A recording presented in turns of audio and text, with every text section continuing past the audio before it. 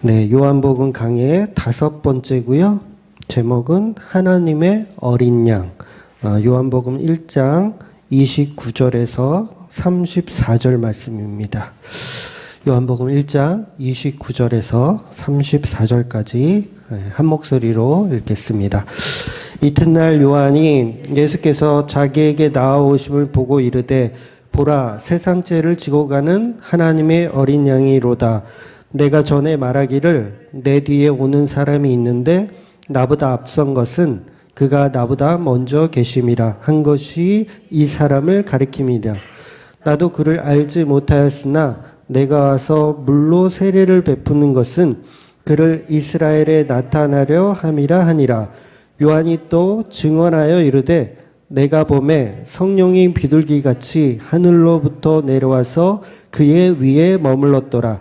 나도 그를 알지 못하였으나 나를 보내어 물로 세례를 베풀라 하신 그이가 나에게 말씀하시되 성령이 내게서 누구 위에든지 머무는 것을 보거든 내가 곧 성령으로 세례를 베푸는 이인 줄 알라 하셨기에 내가 보고 그의 하나님의 아들이심을 증언하였노라 하니라.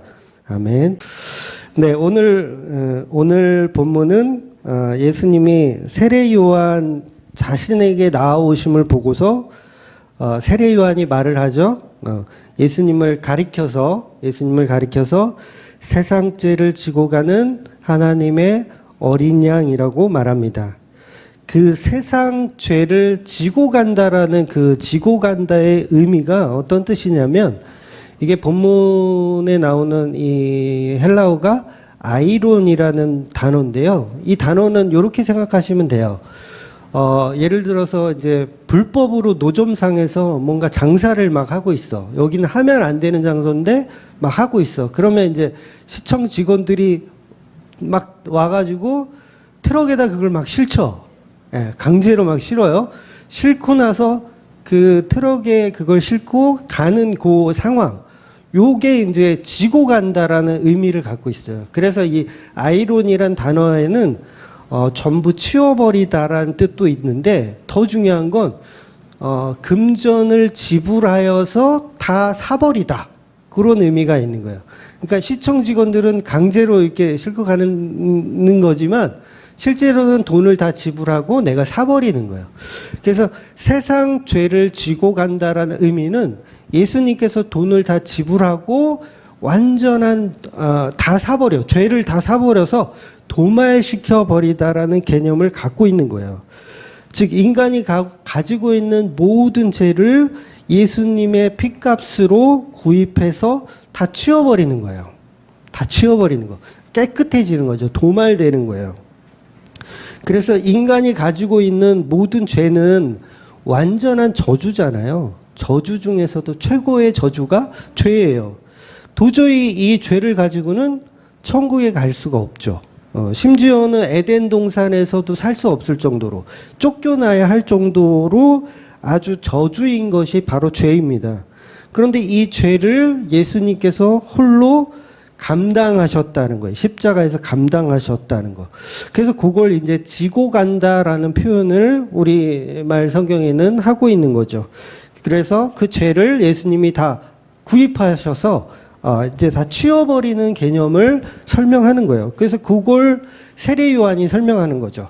하나님의 어린 양이다. 저분이 인간들의 모든 죄를 다 가져가실 것이다라는 얘기를 하는 거예요.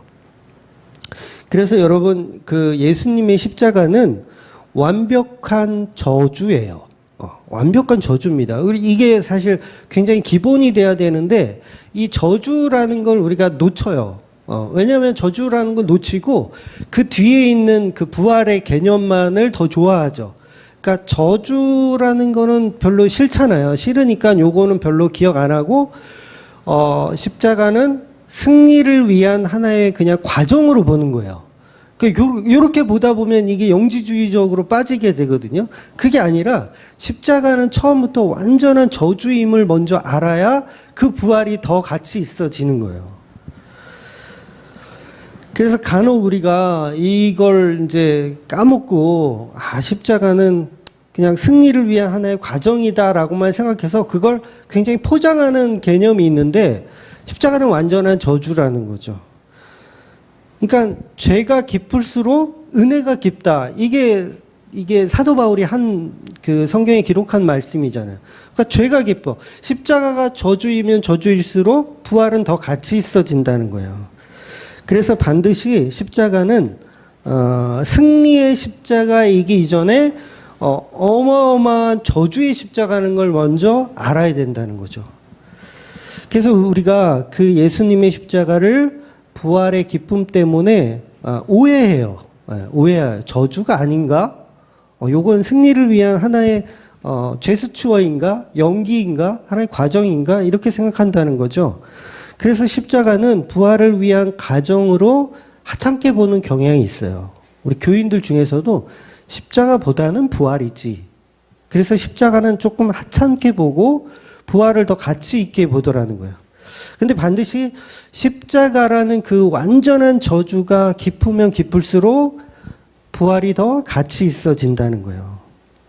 그래서 철저한 저주의 십자가라는 것을 저와 여러분이 명심해야 된다는 겁니다. 그래서 십자가의 예수님의 죽음은 철저한 저주의 십자가로 끝나는 것이 맞아요. 그러니까 예수님은 십자가에 달려서 죽었을 때 완전한 저주로 끝나신 거예요. 그러니까 나 곧 부활할 거야. 이런 기대함으로 돌아가신 게 아니라 나 완전 버림받았네. 나 완전 끝났네. 라는 완전한 저주로 죽으셨다는 거죠. 그래서 곧 부활할 테니 잠깐 버티자. 6시간만 하면 버티자. 이런 개념이 아니라는 거예요. 그러니까 우리가 이걸 잊어버려요. 약간 버티면 되나 보다. 우리가 흔히 그러죠. 고난받으면 요거 버티면 좋은 날이 올 거야. 근데 좋은 날이 안 와요. 이게 십자가인 거예요. 저주예요, 그냥. 끝이에요. 없어요. 뭔가 좋은 날이 오는 기대함이 없는 저주. 그러니까 이 십자가의 저주의 개념은 예수님이 하나님의 아들이니까 좀 6시간만 참고 견디면 하나님 도와주시겠지. 이런 개념으로 죽으신 게 아니라 완전한 저주, 완전한 버림받음으로 죽으신 개념인 거예요. 그래서 완전한 저주의 죽음으로 하나님 아버지께까지도 버림을 받은 그 저주, 완전한 버림받은 죽음의 십자가라는 개념이 먼저 우리가 알아야 되는 개념이라는 거죠. 근데 저와 여러분은 부활이 더 좋고 천국이 먼저 좋으니까 어차피 죽으면 천국 갈 건데 예수님도 그러잖아요. 네가 오늘 나와 함께 낙원에 있으리라. 요 얘기가 뭐 같아요? 조금만 버티면 우리 이제 낙원에 갈 거야. 이제 이런 것 때문에 우리가 오해를 하는 거예요. 십자가를. 근데 십자가 없는 천국을 꿈꾼다는 건 그건 이미 가짜예요. 완전한 저주가 있어야 되는 거예요. 근데 완전한 저주를 마치 천국을 가기 위한 하나의 과정으로 이렇게 이용해 먹는 그 습관이 우리한테 있다라는 거죠. 그런데 십자가는 사랑하는 제자들에게 완전한 버림을 받는 자리예요. 완전한 버림받는 자리.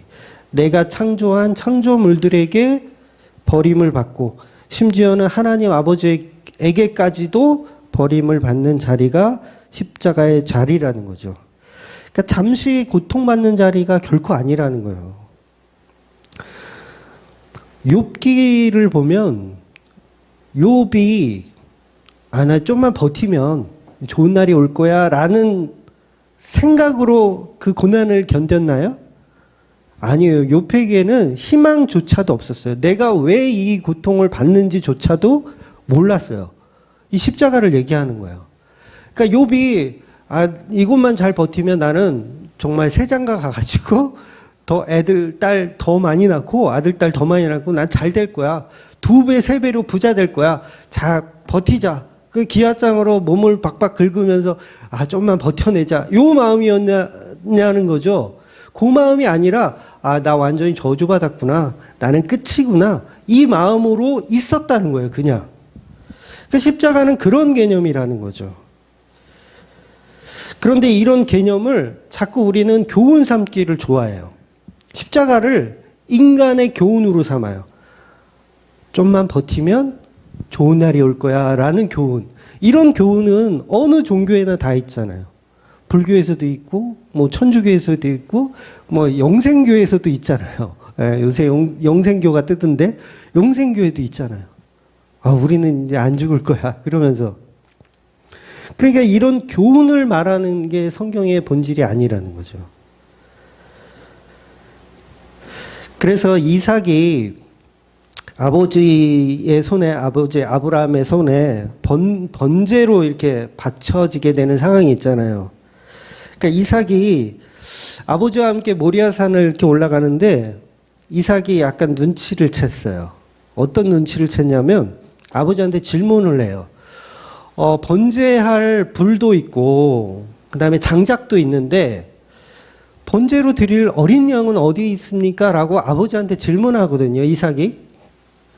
이게 무슨 내용이에요? 아, 설마 혹시 이러면서 따라간 거예요. 그러니까 예수님이 겟세마네 기도하실 때 설마 진짜로 제가 십자가에 져야 되는 건가요? 혹시 다른 방법은 없을까요?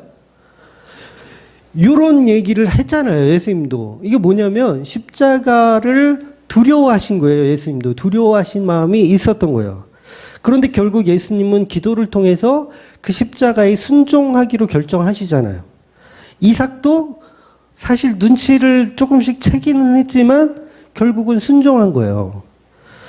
모리아산 올라갈 때 그 아브라함의 나이가 거진 한 120살 가까이 됐을 거예요. 120살이 넘지는 않았을 텐데 가까이 됐을 거예요. 그리고 아들 이삭은 장작을 본인이 직접 지고 올라갈 정도로 건장한 소년이든가 청년이었어요. 그러니까 그 장작을 지고 올라갈 정도니까 아버지는 못 지죠. 나이가 많으니까. 그래서 아들이 지고 올라갈 정도로 건장한 체격이었어요. 그런데 그 아버지 손에 결박당해서 번제로 드려진다는 게 말이 안 되잖아요. 얼마든지 이삭은 뿌리치고 아버지 미쳤습니까 지금? 아버지 좀 어떻게 되신 거 아니에요? 이렇게 덤빌 수도 있지만 이삭은 순종하고 그 번제로 드려지는 거예요. 그때 이제 아브라함이 시퍼런 칼을 들고 이삭을 정말 죽이려고 하죠. 그랬을 때 이삭의 마음이 아 이건 연기야. 아버지가 연기하는 걸 거야. 설마 나를 죽이겠어?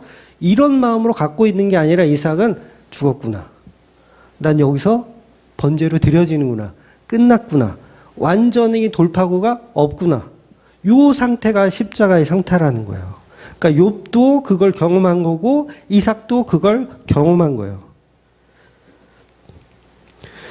그러니까 이삭은 합리적인 의심을 했지만 예수님처럼 십자가에 죽는 것을 순종하더라는 거죠. 그래서 완전한 죽음을 죽어낸 그 개념이 바로 십자가라는 겁니다. 그래서 예수님이 죽고 나면 좀 전에도 말씀드렸지만 옆 강도에게 함께 낙원에 있을 거라는 확신을 하셨지만 요걸 오해하는 거예요, 우리가. 요걸 오해하면 영지주의자가 되는 거예요. 요걸 오해하면. 그러니까 어차피 6시간만 십자가에서 달려서 6시간만 버티면 그만이다. 그런데 십자가는 그런 고행의 개념을 설명하는 게 아니거든요. 고행. 내가 약간 고생해보자. 그럼 좋은 날이 올 거다. 그걸 설명하는 게 아니라 철저하게 하나님한테 버림받음을 설명하는 거예요. 그래서 강도에게 낙원에 있을 거라는 확신을 주신 건 뭐냐면 나는 완전한 버림받음을 확신하고 있다라는 얘기거든요. 그 얘기가. 이게 조금 어렵긴 한데 그 강도에게 낙원 확신을 주실 때가 아직 6시가 안 됐어요. 그러니까 6시. 그 유대 시간으로 6시. 우리나라 시간은 12시예요. 정오를 얘기하는 거야. 그러니까 6시가 되기 이전에 그 강도에게 너는 오늘 밤에 오늘 십자가 끝나면 이제 낙원에 있을 거라는 얘기를 하잖아요. 그게 6시가 되기 전이에요. 그 개념 뭐냐면 예수님이 율법에 대한 이야기로 낙원을 설명한 개념인 거예요. 율법에 대한 개념. 그래서 그 6시에 관한 설명을 제가 좀 이따가 나중에 좀 드릴 텐데, 그래서 율법적인 의미로 십자가 복음을 전한 거예요, 예수님은. 그러니까 예수님이 십자가에서 완전히 저주로 죽기 이전에는 다 율법입니다. 세례 요한에 전한 복음 다 율법적인 복음이에요. 예수님도 마찬가지예요. 예수님이 전한 복음도 다 율법적인 복음이에요. 그러니까 이 율법적인 복음의 뜻은 뭐냐면 못 알아듣는 복음이에요. 그러니까 그 복음이 잘못됐다는 게 아니라 못 알아듣는 복음. 그러니까 예수님이 예를 들어서 물을 포도주로 만들었어요. 이게 뭐예요? 만드는 거 보여줬어. 근데 못 알아듣죠, 사람들이. 그게 무슨 뜻인지 몰라요. 이게 내 피고 내 살이라는 걸 못 알아들어요. 오병이어를 해서 떡과 포도주를 줘요. 사람들이 못 알아들어요. 이게 뭐냐면 전부 율법의 복음을 전하고 있던 거예요. 그러니까 맨 마지막 십자가상에서 강도에게 복음을 전한 것도 율법의 마지막 전도예요. 그러니까 이걸 영주주의자들이 오해해서 6시간만 참으면 되는데 뭐 잠깐 그 죽음을 잠깐 견뎌내면 이제 부활해서 낙원에 있을 건데 뭐 이렇게 보는 거예요. 근데 그거는 율법의 복음을 설명한 거예요. 그리고 십자가 이후에 진정한 십자가 복음이 전해지는 거예요. 그 개념이 다르기 때문에 예수님은 십자가상에서 강도에게 네가 오늘 나와 함께 낙원에 있을 거란 얘기를 하신 거예요. 그러니까 이 얘기는 결코 이 십자가를 잠시 우리가 견뎌내. 야, 너도 잘 견뎌. 나도 견딜게. 조금 끝나면 우리 낙원에 있을 거야. 이런 개념으로 설명하신 게 아니라는 거예요. 율법으로 복음을 설명하신 거예요. 끝까지. 그러니까 십자가만이 온전한 복음이라는 걸 설명하기 위한 과정일 뿐이라는 거죠. 그래서 다시 말해서 십자가는 견디어 볼 만한 고통이 아니에요. 이해가 되세요? 견디어 볼 만한 고통이 아니라는 거예요. 견딜 수 없는 고통이에요. 그러니까 여러분 통증을 경험해 보셨어요? 통증? 어떤 통증이 있을까요? 뭐 보통 이제 치통이 굉장히 좀 많이 사람들이 경험하잖아요. 치통. 뭐 이렇게 뭐 씹다가 막 이게 자지러지게 아픈 적 뭐 있으시죠? 한두 번씩. 그런 치통. 그리고 제가 눈을 다칠 때 그 고통이 저는 지금도 기억이 나거든요. 그 고통이. 통증이 제가 웬만해서는 어느 통증에도 주저앉거나 그런 스타일이 아니에요. 저는 절대 뭐 무릎을 꿇거나 뭐 이렇게 통증에 뭐 이런 스타일이 아닌데 그 눈 다쳤을 때는 나도 모르게 이 통증이 너무 강하니까 주저앉게 되더라고요. 왜 주저앉아요? 그러니까 이 십자가는 견딜 만한 고통이 아니고 견딜 수 없는 고통이에요. 그러니까 이 십자가가 말하고 싶은 건 완전한 저주를 설명하고 싶은 거예요. 완전한 죽음, 완전한 저주. 그러니까 이 죽음 없이는, 이 저주 없이는 부활도 소용없어요. 완전한 저주받은 죽음이 없다면 부활도 가짜입니다. 부활 가짜예요. 십자가에서 좀 견뎌볼 만해 해서 죽으면 그 부활도 가짜라고요. 부활은 신용을 통해서 죽음을 신용해서 얻어지는 게 아니라 완전한 죽음을 통해서 얻어지는 게 부활이라는 거죠. 그래서 누가복음에 보면 예수님이 십자가상에서 내 영혼을 아버지께 맡겨드립니다. 요 선포를 제일 마지막에 한 걸로 누가복음 표현해요. 내 영혼을 아버지께 맡겨드립니다. 그리고 요한복음에서는 다 이루었다를 마지막으로 표현해요.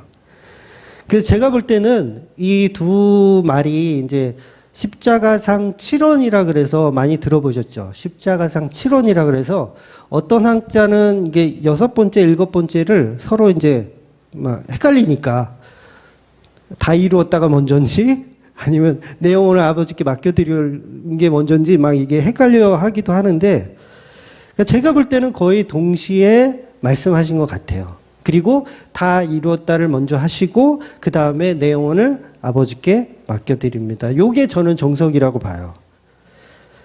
그러니까 철저한 죽음을 통한 재창조를 설명하신 거죠.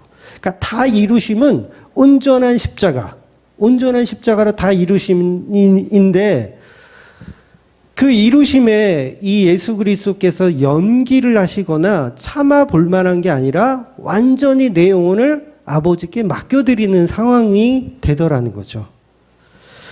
여러분, 완전한 자포자기를 해보셨어요? 완전한 자포자기를 하게 되면 그 말이 나와요. 에라 모르겠다, 알아서. 요 개념인 거예요. 이건 견딜 수 없다는 얘기거든요. 내 영혼을 아버지께 맡겨드린다는 건, 와, 이건 내가 감당할 수 있는 고통이 아니라는 거예요. 그 얘기를 예수님께서 하시더라는 거죠. 그래서 내 영혼의 소유까지도, 예수 그리스도께서 갖고 있는 이 영혼의 소유까지도 아버지께 맡겨드리는 철저한 버림받은 철저한 저주를 설명하고 계신 거죠. 그래서 이걸 믿음이라고 하는 겁니다. 이걸 믿음. 저와 여러분도 여러분의 영혼을 예수님께 맡겨드려야 돼요. 요게 믿음이에요. 그런데 이 영혼을 맡기지 않아. 여전히 내 소유야, 내 영혼을. 그래서 내가 가는 천국을 내가 꿈꿔야 되고 내가 가는 사랑을 내가 꿈꿔야 돼. 이게 뭐예요? 다 엉터리잖아요. 내 영혼을 아버지께 맡겨드렸으면 나는 신부인데 신랑에게 나의 모든 것을 맡겨드렸어. 그러면 이게 더 이상 그 영혼의 가치를 내가 챙길 수가 있어요? 없어요? 챙길 수가 없는 거예요. 맡겨드렸으면. 그런데 우리는 다 이루었다까지만 알아요. 다 이루었다까지만. 아, 그래서 연기하나 보다. 예수님이 십자가상에서 다 이루신 건가 보다. 그런데 분명히 그 마지막인 예수님이 자기 영혼을 아버지께 맡겨드리는 것까지 우리는 보아야 한다는 거죠. 바로 이것이 십자가는 철저한 저주였음을 말해주는 증거입니다. 십자가가 저주가 아니라면 다 이루었다까지만 하면 돼요. 거기까지만 하면 돼. 다 이루었다. 거기까지만 하면 돼요. 그런데 예수님은 십자가에 다 이루심과 동시에 완전한 저주로 들어가신 거예요. 그 저주가 뭐냐면 내가 나를 주장하지 못하는 상태까지 들어가신 거예요. 그래서 저와 여러분이 천국 갔을 때 하나님께 변명할 기회를 줄까요? 아니, 심판대 앞에 섰을 때. 천국이라는 개념이니까 심판대 앞에 섰을 때 여러분에게 변명할 기회를 줄까? 네. 변명을 할 게 있다면 이미 내 영혼을 내가 소유하고 있다는 얘기예요. 이미 내가 소유하고 있는 거야. 근데 이 소유를 하나님께 맡겨드렸으면 변명할 여지가 없죠.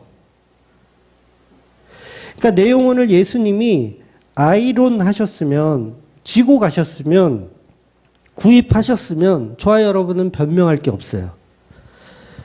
죽이든 살리든 천국이든 지옥이든 예수님 손에 맡겨드리는 존재가 성도라는 거예요. 그걸 믿음이라고 합니다. 그런데 우리는 예수님도 십자가상에서 마지막으로 하신 말씀이 죽이든 살리든 내 영혼을 아버지께 맡겨드린다는 말씀을 하셨음에도 불구하고 여전히 우리는 우리가 꿈꾸는 나의 소유의 영혼을 갖고 싶어 하는 거예요. 그래서 가짜들은요, 심판대 앞에서 변명을 해요, 계속. 막 이를 갈면서 내가 왜 지옥이냐? 내가 한 것도 많은데, 응? 내가 십자가에서 얼마나 고난을 받고 고통을 당했는데 내가 왜 지옥이냐? 라고 떠드는 거예요. 아직도 그 영혼을 아버지께 맡겨드리지 않은 거예요. 스스로가 다 이루었다고 착각하고 있는 거죠. 그래서 심판대 앞에서 계속 이를 갈죠. 내 상급 달라고. 네? 내 상급 달라고. 내 상급이 이게 뭐냐? 응? 아니, 남들은 황금 연료가 있는데 나는 개털 모자가 이게 뭐냐? 그러면서 따지는 거죠. 근데 성도는 개털 모자도 과분하게 여길 수밖에 없어요. 우리는 아직까지 자기 가치를 챙겨서 천국을 소유하고 싶어하는 욕망이 있는 거예요. 저와 여러분이 지금도 천국을 소유하고 있다면 내가 죽어서 찬란한 새하늘과 새 땅을 꿈꾸고 있다면 여전히 나는 내 영혼을 아버지께 맡겨드리지 못한 거예요. 그러니까 주로 이제 신천지 사람들이 그러잖아요. 내가 꿈꾸는 천국을 계속 갖고 있잖아요. 그들을 다 가짜라고 성경은 폭로하는 거예요. 다 가짜다. 너희들이 꿈꾸는 신천지 다 가짜다. 천국에는요, 내 가치를 챙길 수가 없는 곳입니다. 네, 내 가치를 챙길 수가 없어요. 오직 예수님에게만 영광을 돌리는 곳이 천국이에요. 황금 면류관을 벗어서 예수님 발에 돌려드리는 거예요. 그 사람들이 바로 성도라는 거죠.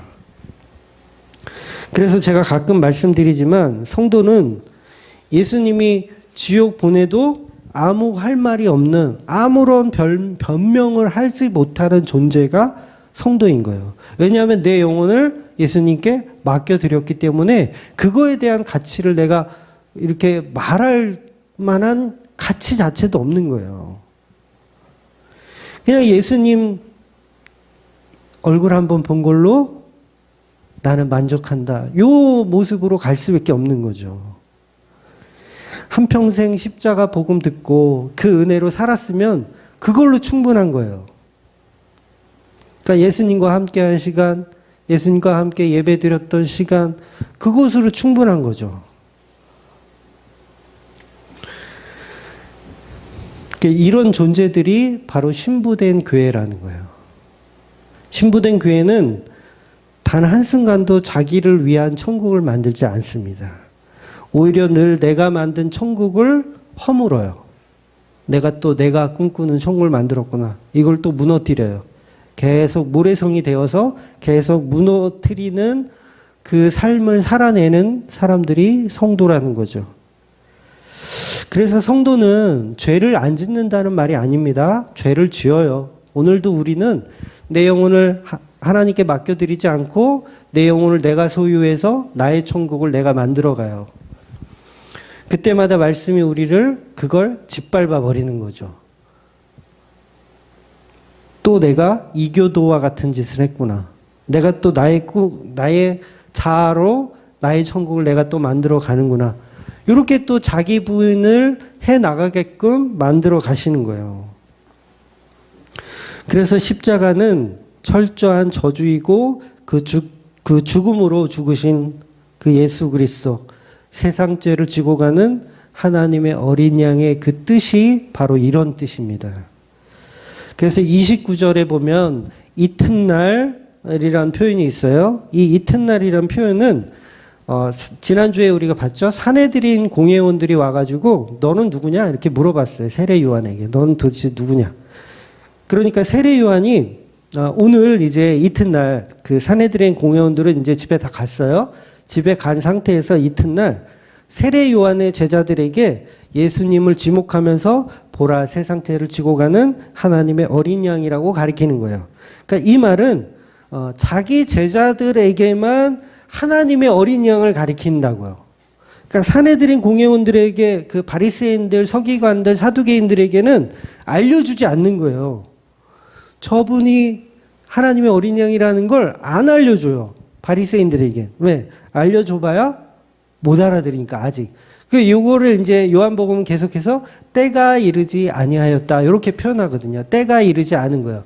그러니까 세례 요한은 뭐 바리새인이나 뭐 이런 사람들에게 복음을 전하기 싫어서가 아니라 아직 때가 이르지 않았기 때문에 말해주지 않는 거예요. 그래서 오늘 본문은 선택받은 제자들인 특히 이제 안드레하고 이 사도 요한을 중심으로 해서 그 복음을 먼저 듣게 하는 거예요. 그래서 제자들에게만 먼저 복음을 설명하는 거죠. 그래서 이 어린 양 지고 가는 이 죄, 어린 양이 죄를 지고 가는 이 죄는 민족적인 어떤 개념으로 사람들이 많이 생각하거든요. 그러니까 사두개인이나 바리새인들도 민족적 메시아로 생각해요. 그러니까 말해줘봐야 알아듣지 못하기 때문에 제자들을 중심으로 복음을 설명하고 있는 거예요. 그러니까 이 죄사함이라는 개념은 민족적 이스라엘의 죄가 아니고 그 죄가 아니에요. 사실 세상 죄예요. 그래서 코스모스란 단어를 쓰는 거예요. 이 세례 요한이. 세상, 이스라엘의 죄가 아니라 세상 죄. 어린 양의 그 죄는 좀 더 포괄적인 의미로 들어있다는 거죠. 민족적 메시아가 아닌, 코스모스의 세계의 그 메시아라는 걸 설명하는 거예요. 그래서 이방인들에게도 구원을 줄 수 있는. 그러니까 저와 여러분도 다 이방인이잖아요. 즉 예수님은 민족적 메시아가 아닌 혈통이 우선된 것이 아닌 성령을 통한 하나님의 백성을 찾아서 그들을 구원하고 속죄하러 오셨다라는 내용을 가지고 있는 거예요. 그래서 이 혈통에 관해서는 지난주에 제가 말씀을 드렸잖아요. 그러니까 이 혈통으로 구원을 얻는 것이 아니라는 거죠. 그래서 12절에 나오는 우리가 잘 아는 말씀, 영접하는 자, 그 이름을 믿는 자에게 구원을 주시는데 그보다 더 중요한 것은 13절 말씀이잖아요. 혈통으로나 육정으로나 사람으로 난 것이 아니요 오직 하나님에게로 난 자, 하나님으로부터 난 자들이 구원이 있다는 거예요. 그러니까 혈통하고는 아무 상관이 없는 거예요. 근데 우리는 이 혈통에 너무 집중해요. 혈통을 너무 좋아합니다. 그런데 인간의 혈통은 아무짝에도 소용이 없어요. 아무 필요가 없어요. 근데 이스라엘은 계속해서 이 혈통을 중요시 여기죠. 전부 오해하고 있는 겁니다. 우리는 아브라함의 혈통이니까 구원이 있다라고 오해하는 거예요. 교회 다니는 사람도 똑같죠. 나는 교회 다니니까 구원이 있다라고 생각하는 거하고 똑같은 거예요. 그래서 지금도 세대주의자들은 그 이스라엘의 회복을 계속 기다리잖아요. 백투더 예루살렘, 그래서 예루살렘이 다시 하나님에게로 돌아가는 그 혈통적인 어떤 복음을 기대하고 있어요. 근데 성경은 그런 얘기 안 하거든요. 인간의 혈통으로 구원받지 않는다고 분명히 말씀하세요. 그래서 이 요한복음 13절은 1장 13절은 혈통으로나 육정인 구원이 없다라고 아주 단호하게 말씀하는 거예요. 그래서 아브라함의 혈통이 구원을 받는 게 아니에요. 아브라함의 혈통으로 구원을 받는 게 아니라 성경에서 아브라함의 혈통을 말씀하시는 것은 장차 오실 원시적 복음인 예수 그리스도를 설명하는 것 말고는 없어요. 그러니까 성경에 보면 족보 얘기가 얼마나 많이 나와요. 누가 누구를 낳고 누가 누구를 낳고. 이게 무슨 얘기냐면 이스라엘의 혈통에 대한 얘기가 아니라 그 족보를 통해서 예수 그리스도가 오신다라는 얘기를 하는 거예요. 그러니까 구원이 혈통을 통해서 일어난다는 게 아니라 예수님이 그 혈통을 통해서 오신다, 그 얘기를 하는 거죠. 그런데 그 심오한 말씀을 우리는 헛다리를 짚는 거죠. 왜? 우리가 중심이니까. 인간이 중심이니까 예수 그리스도가 중심이어야 하는데 인간의 중심으로 보는 거예요.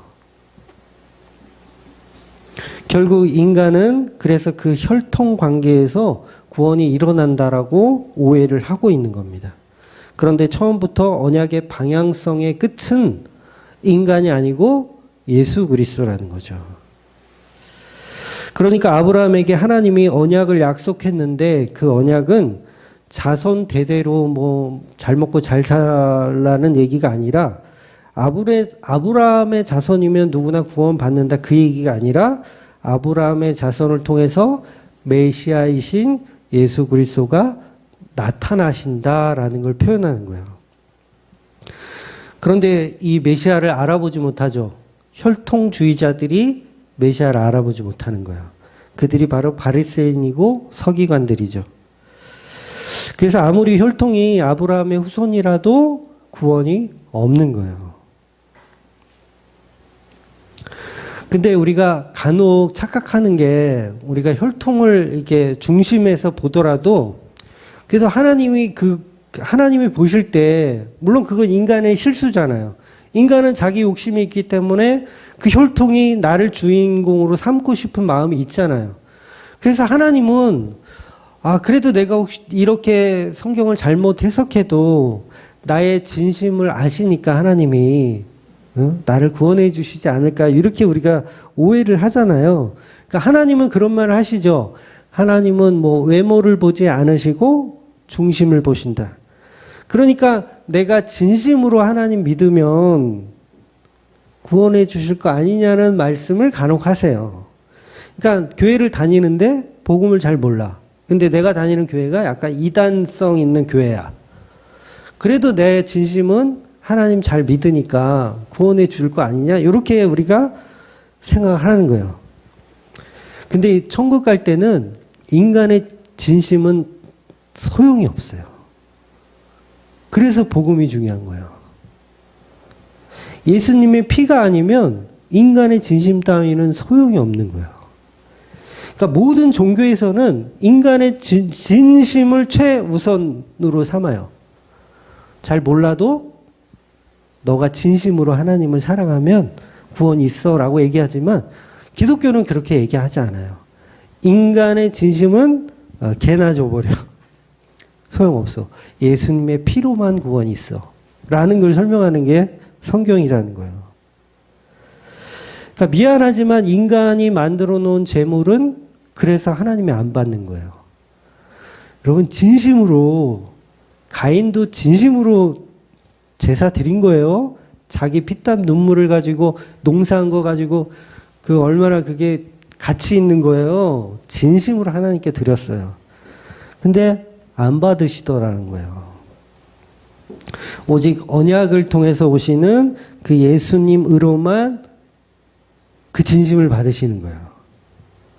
그러니까 인간이 내놓는 피땀 눈물, 뭐 고진감래, 지성이면 감천 하는 모든 인간의 노력들은 소용이 없는 거예요. 그러니까 하늘 보좌를 흔들 수 있는 게 우리에게는 없어요. 근데 하늘 보좌를 흔들자고 자꾸들 이게 수작을 부리잖아요.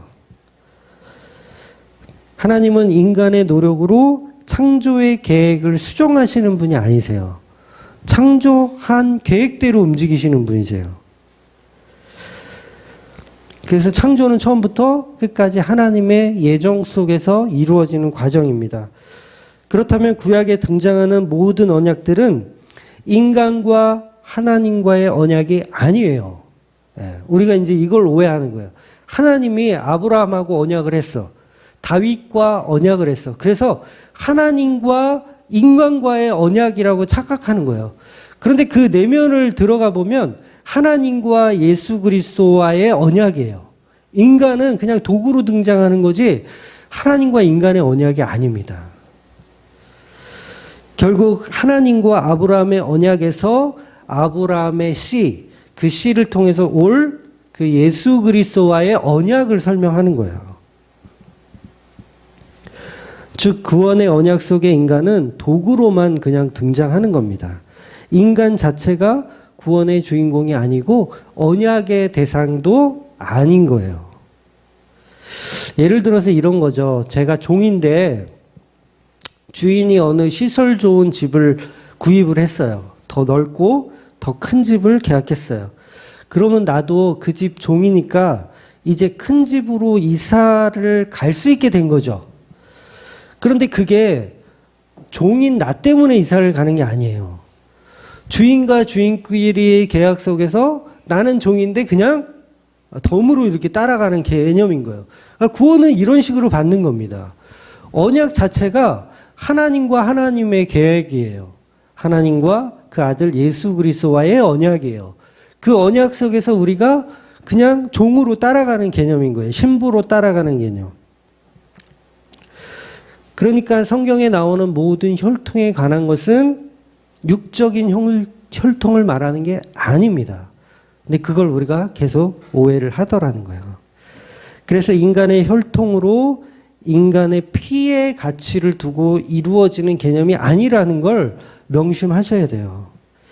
결국 성경 속에 나오는 모든 족보는 아브라함의 씨를 통해서 예수님이 오신다라는 그 얘기가 본질적으로 하고 있는 거예요. 여러분 예수님의 탄생을 한번 생각해 보세요. 그것도 진짜 혈통 아니에요. 예수님의 탄생은 예수님이 남자 없이 태어났잖아요. 아버지 요셉과 피 한 방울도 안 섞였어요. 그러니까 그 혈통이 육적인 혈통이라면 이렇게 태어나면 안 되죠. 분명히 요셉의 씨를 통해서 태어나야 혈통적 가치가 있는 건데 일부러 하나님은 예수 그리스도는 인간의 혈통과 상관없이 태어나는 존재로 이곳에 오시는 거예요. 근데 이 혈통을 계속 우리가 유지하려고 하는 건 동정녀 마리아 안 믿는 거예요. 이 개념이 이해가 되세요? 혈통을 계속 유지하고 싶은 이 마음은 동정녀 마리아를 안 믿고 있는 거예요. 말로는 믿지만 속으로는 안 믿고 있는 거예요. 그러니까 모든 것을 언약적 가치로 이해하셔야 돼요. 혈통이 아닌 언약적 가치. 아브라함의 후손들과 예수님은요, 아무런 혈통 관계가 없어요. 그 얘기를 하고 싶은 거예요. 아무런 혈통 관계가 없어요. 예수님은 처음부터 성령을 통해서 잉태했기 때문에 아브라함과 다윗과 피 한 방울도 안 섞였습니다. 그럼 보세요. 잉태의 개념을 한번 깊이 있게 한번 묵상해 보셨는지 모르겠는데 예수님의 탄생이 마리아의 난자와 성령님의 정자가 합쳐져서 수정되어서 예수님이 만들어졌다라고 생각하세요? 좀 생각 안 해보셨나요? 요런 해석이 통일교가 하는 해석이에요. 통일교식 해석이고 신천지식 해석이에요. 성령님이 정자를 기증하고 이 마리아가 난자를 기증해서 수정했다. 근데 예수님은요, 요셉은 물론 당연히 아니고 마리아하고도 혈연 관계 없어요. 난자를 제공한 게 아니라 대리모의 개념으로 그냥 자궁만 제공한 거예요. 난자를 제공한 게 아니라 대리모예요. 마리아는.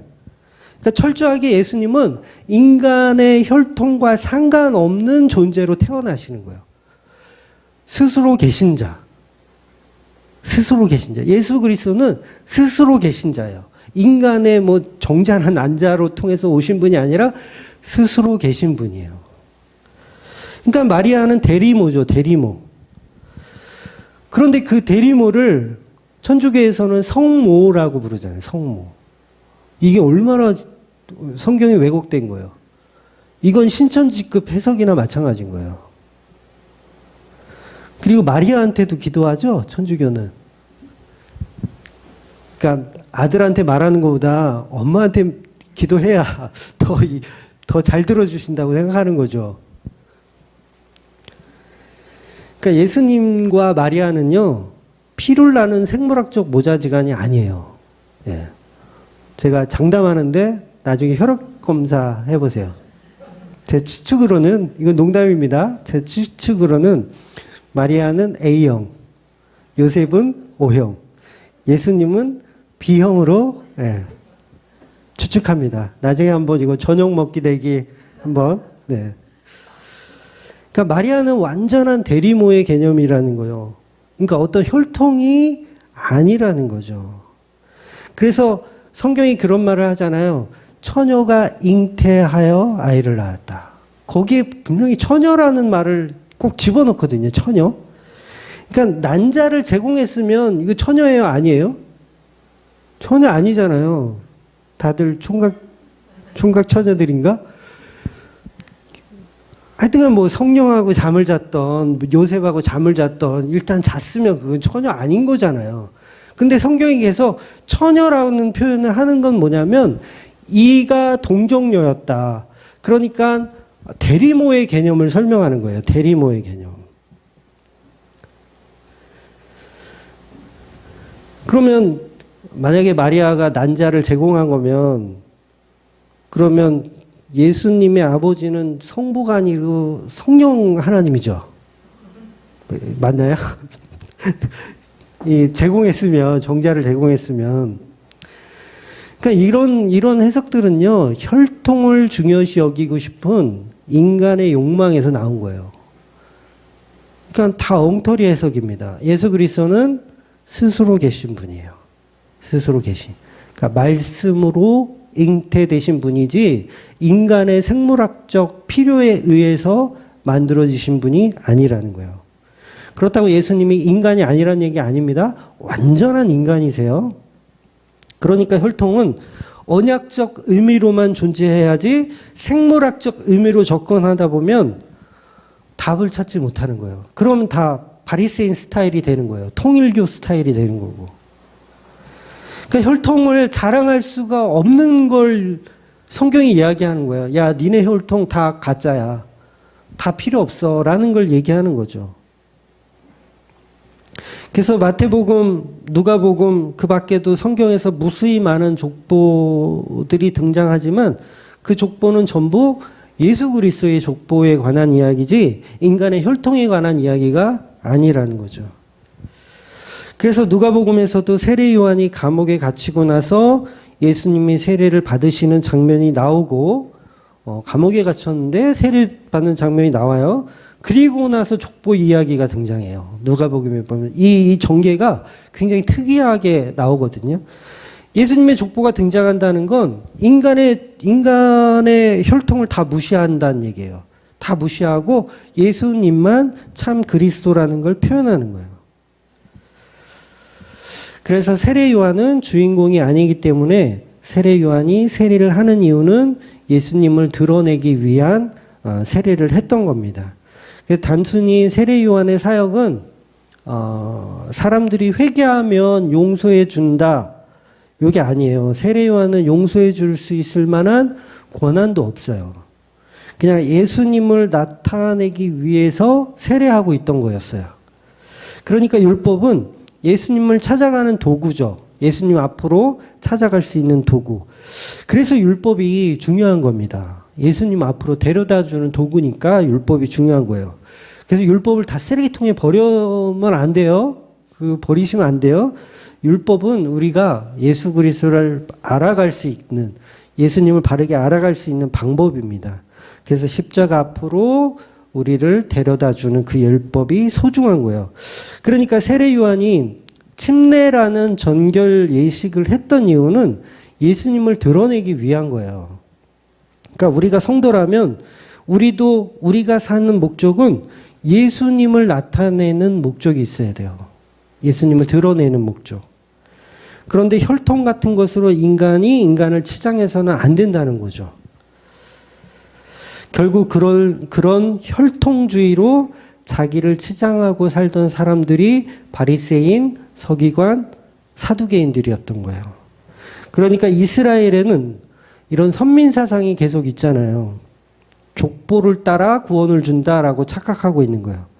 그러니까 이 혈통적 우월주의를 버려야 한다는 것을 계속 설명하고 있는 거죠. 그러니까 혈통을 중요시 여기는 건 어리석은 짓이에요. 어리석은 짓.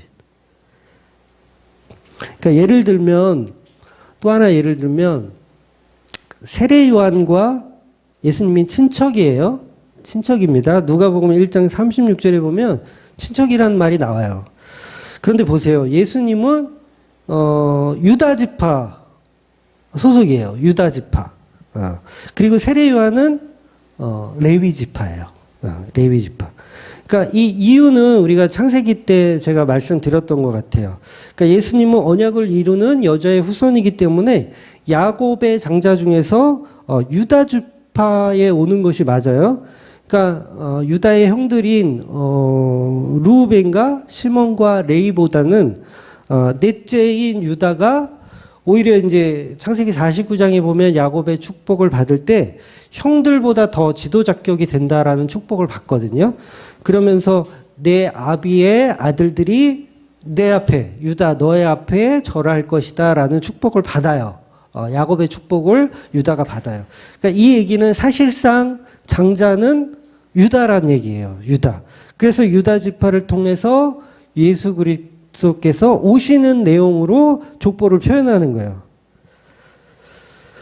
그래서 예수님은 그 언약에 따라서 유다 지파에 오시는 거고, 세례 요한은 어린 양의 제사를 돕는 모세의 형인 아론의 후손으로, 레위 지파의 후손으로 등장하는 거예요. 그래서 세례 요한은 레위 지파 사람입니다. 그럼 보세요. 사촌이 될 수가 없죠. 그럼 누가복음 1장에 나오는 사촌이라는 얘기는 뭘까? 그래서 신학자들이 이걸 가지고 또 피터지게 싸워요. 사촌이냐 아니냐.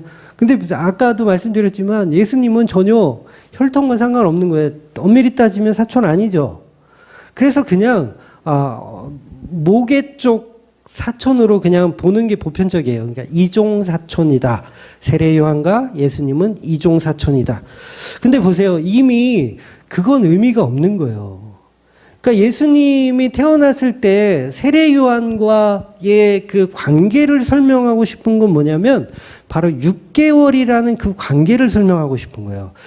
예수님보다 세례 요한이 6개월 먼저 예수님의 길을 예비하고 가르쳤다. 요 6개월이 중요한 거지.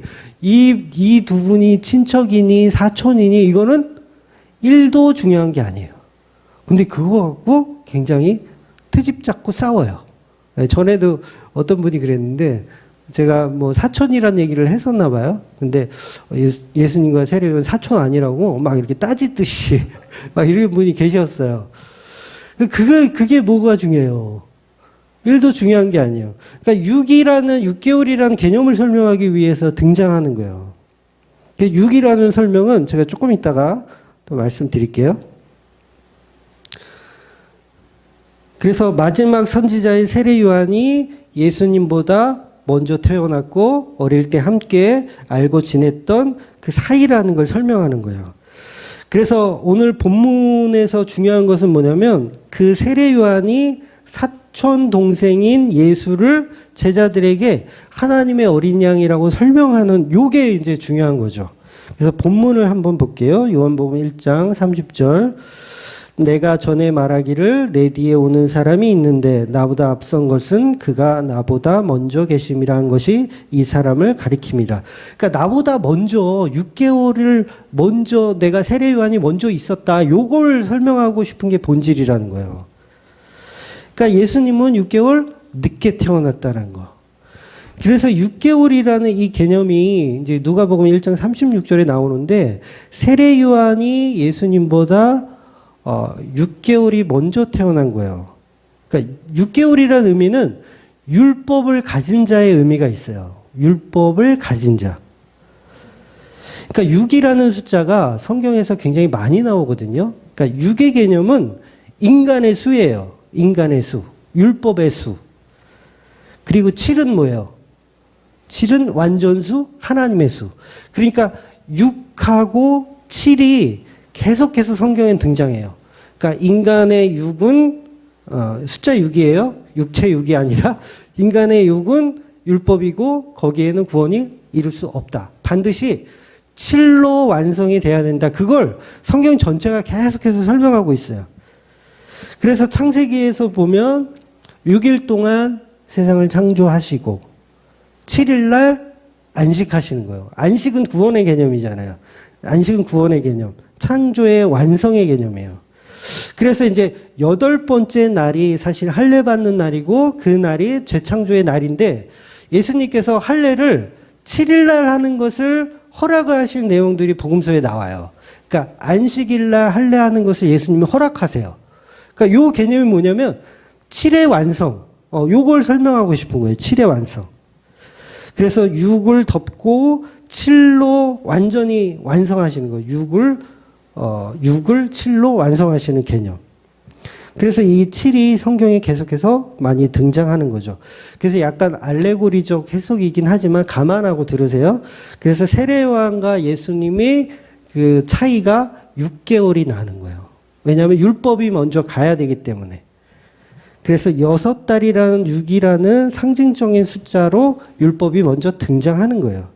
누가복음 1장 16절은 이렇게 기록하고 있어요.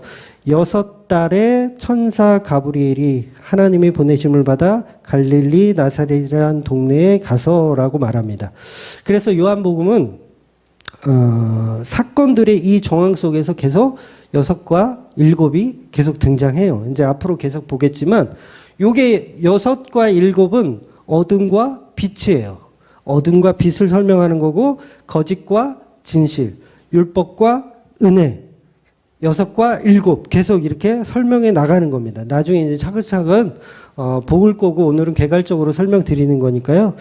그러니까 요한복음 전체의 내용이 창세기와 비슷한 거 아세요? 창세기 내용과 좀 비슷한 면이 많이 있어요. 그래서 6일 창조와 7의 안식일의 개념을 계속 예수님이 설명하세요. 그걸. 그래서 인간에게는 7이 없잖아요. 6만 있어요. 6만 있는데 그 구원을 7으로 완성해 내시는 게 예수님의 사역이고 그걸 십자가로 완성하시는 걸 설명하는 거예요. 그러니까 6이라는 숫자는 율법이에요. 세례 요한이 갖고 있었던 숫자예요. 6. 그래서 이게 율법. 그런데 성경은요, 뭐 이게 알레고리적이라고 하면 뭐 할 말이 없겠지만 성경은 계속해서 성경은 성경으로 해석해야 돼요. 같은 단어가 반복적으로 등장하는 건 그만한 이유가 있는 겁니다. 그래서 6과 7에 대한 성경 속에 있는 내용들을 제가 조금만 말씀드리면 이제 첫 번째 표적이 등장할 거예요. 2장에 가면 첫 번째 표적이 등장할 때 가나안 혼인잔치에서 물동이가 6개가 있었어요. 그 6개의 의미는 뭐예요? 율법의 의미고 미완성의 의미를 갖고 있는 거예요. 6. 이 6은 절대 구원이 없는 거예요. 그런데 그 6개의 항아리에 물이 채워지고 그 물이 포도주로 바뀌는 거예요. 피로 바뀌는 거죠. 엄밀히 따지면 피로 바뀌는 거. 그러니까 율법에 6에 예수 그리스도의 피가 들어가면 7이 되는 거예요. 그래서 우리가 구원이 일어나는 개념이에요. 그리고 사마리아 우물가에서 예수님이 여인을 만나는데, 수가성 여인을 만났는데 그 여인을 만난 시간을 성경이 기록하고 있어요. 네, 한번 볼게요. 요한복음 4장 6절. 거기 또 야곱의 오물이 있더라. 예수께서 길 가시다가 피곤하여 오물 곁에 그대로 앉으시니 때가 6시쯤 되었더라. 여기도 6시라는 시간을 명시해요. 보통 이 6시라는 시간이 유대 시간이라서 우리나라 시간으로는 12시를 의미해요. 정오 12시. 그래서 요거를 많은 학자들은 대낮에 물 들어오는 사람은 없다. 그래서 이 여인은 사람들 이목을 피해서 부끄러우니까 그냥 이렇게 왔다. 이렇게 해석을 해요. 물론 그 해석도 어느 정도 일리가 있지만 제가 보는 관점으로는 아니에요. 그건 6을 설명하고 싶은 거예요. 왜냐하면 복음 듣고 나서 동네 사람들한테 막 가서 막 자랑하잖아요. 내가 그리스도를 만났다 이러면서. 그렇다고 보면 이 사람이 사람들을 두려워했다라는 것보다는 좀 그거에는 신빙성이 좀 떨어지고 6을 설명하고 싶은 거예요. 6. 그래서 6이라는 시간에 맞춰서 예수님의 사역하고 있는 것을 표현하는 거예요. 그러니까 인간의 힘으로는 채우지 못하는 그 6. 그래서 그 수가성 여인의 남편이 몇 명이었어요? 6명이었어요. 뭘 얘기하고 싶은 거냐면 6으로는 채울 수 없다. 6으로는 채울 수 없다. 반드시 7이 있어야 된다는 걸 설명하는 거죠. 그래서 천지 창조를 통해서 6일 동안 창조를 하시고 반드시 7이라는 안식일의 개념이 들어와야 진정한 행복을 누리는 거예요. 네가 남편이 6명이지만 7으로 채워지지 않으면 소용이 없다는 거죠. 그래서 진정한 목마름을 해결해 줄 수 있는 진짜 남편은 신랑 대신 예수 그리스도밖에 없다라는 걸 설명하는 거예요. 그래서 저와 여러분이 예수님을 만나기 전엔 6으로 사는 인생이에요. 남편 6에 만족해 보려고 노력하고 6시에 막 그 물을 마시려고 막 헤매는 그런 존재라는 거죠. 그런데 이 666은 뭐 요한계시록에도 말하니까 이 666은 미완성의 개념, 어둠의 개념, 인간의 숫자, 짐승의 숫자를 의미하는 거예요. 반드시 777이라는 빛의 숫자로 오셔야 된다는 거죠. 그래서 요한복음에 등장하는 표적이 총 몇 개라 그랬어요? 표적이 7개예요. 7개가 우리에게 들어와야 그게 복음인 거예요. 그래서 가버나움에 이제 이것도 요한복음에 나와요. 가버나움에 죽어가는 왕의 신하를 고쳐주시는 사건이 있어요. 고쳐주신 시간을 또 성경이 기록해요. 그 시간이 7시예요. 그러니까 7로 고침을 주시는 거예요. 7시로. 그러니까 요한복음 4장에 6이라는 숫자로 목마름 여인을 만나고 그 다음에 이 왕의 신하는 그 뒤에 나오거든요. 바로 뒤에 나오거든요. 거기서 7이라는 숫자로 회복을 설명하시는 거예요. 한번 볼까요? 요한복음 4장 52절. 그 낫기 시작한 때를 물은즉 어제 7시에 열기가 떨어졌나이다 하는지라. 그렇죠? 7시라는 시간을 명시할 필요가 뭐가 있어요? 예? 어제 한 점심 먹고 나서 나왔어요. 이래도 되잖아요. 예? 근데 7시라는 시간을 성경이 일부러 기록하고 있는 거예요. 그러니까 우물가에서 여인을 만난 시간 굳이 기록할 필요가 없는데 성경은 기록하고 있어요. 왕의 신하를 고쳐준 시간도 기록하고 있고. 베데스다 연못에서 38년 된 병자를 고치는 날이 안식일이에요. 여기도 7이 들어가는 거예요. 베데스다 연못에서 38년 된 병자를 고치는 예수님. 안식일 날 고치시는 거예요. 일부러 7을 설명하기 위해서. 그러니까 그날 고치면 바리새인들이 막 저거 하거든요. 막 죽이려고 덤비거든요.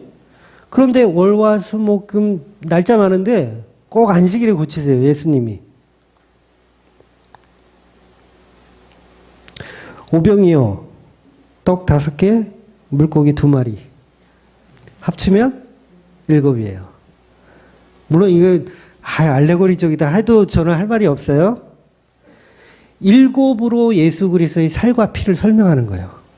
7으로 예수 그리스도의 살과 피. 그러니까 7으로 하늘의 양식을 주시는 거예요.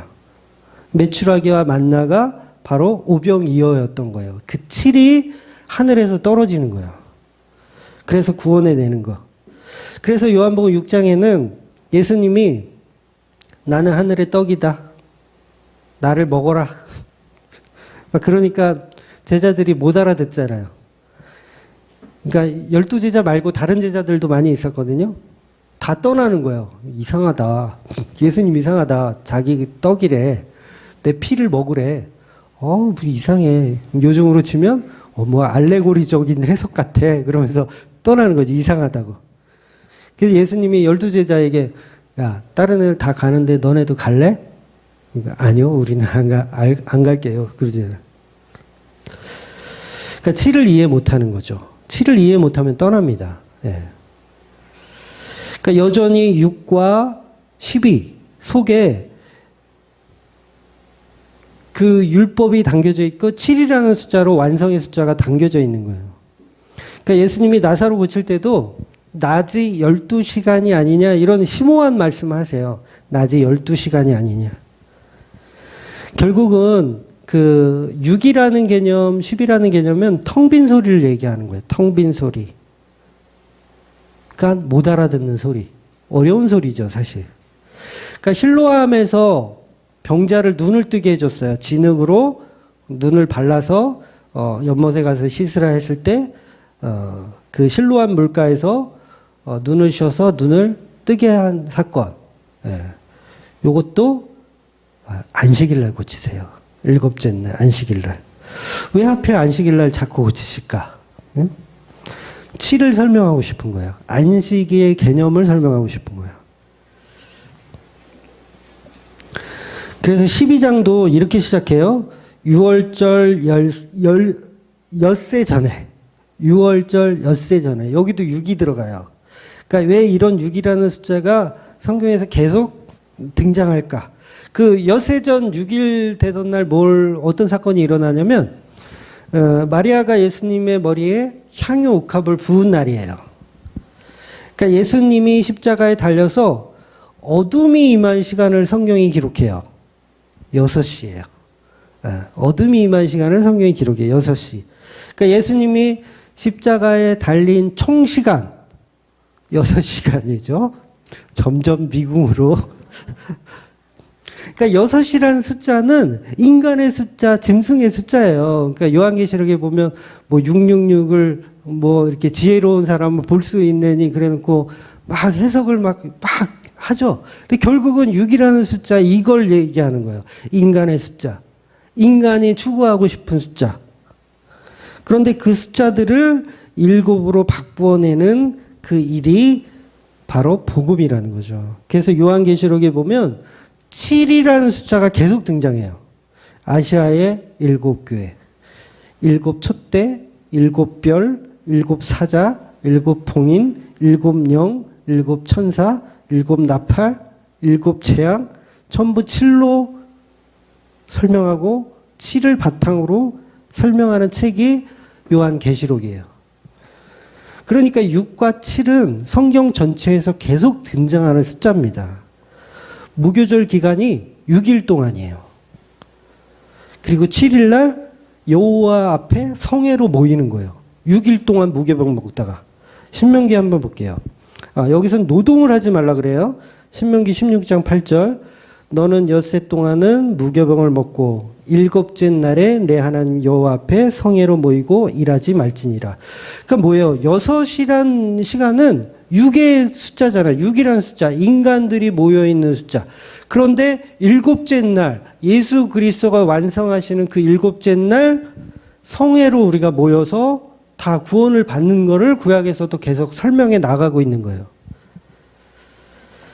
그래서 우리는 6이라는 율법을 벗어날 방법이 없는데 그 지옥에서 벗어날 방법이 유일하게 7이라는 숫자, 예수님의 십자가로 완성하는 거예요. 그래서 6을 대신하는 어둠, 6시간은 십자가의 고통인 거예요. 그래서 십자가상, 가상, 몇 원? 7원. 신기하지 않아요? 7로 구원을 이루어내시는 거예요. 십자가에서 6시간 동안 고통받으시면서 7가지 말씀하시는 거예요. 7으로 구원해 내시는 거예요. 그래서 신명기에서 우리가 방금 읽은 말씀처럼 성회로 모여서 노동을 하지 말라는 거예요. 인간의 가치로 7을 만들 수 없다. 그 얘기를 설명하는 거예요. 그래서 요한복음에 나오는 이 숫자의 개념도 괜한 기록이 절대 아닙니다. 예수님은 6일째 날 어린 양의 피로 돌아가세요. 6일째 날. 금요일이죠? 6일째 날 돌아가셔요. 그리고 7째 날 안식하시고 8째 날 새 창조를 이루어내시는 거예요. 이걸 구속사라고 하는 겁니다. 그러니까 우리가 6이라는 세상을 계속 살고 있는 거예요. 천지를 창조하고 6일 동안을 살고 있어요. 저와 여러분이 다 6일 동안 살아요. 그 6일 사는 이게 뭐냐면 율법으로 산다고요.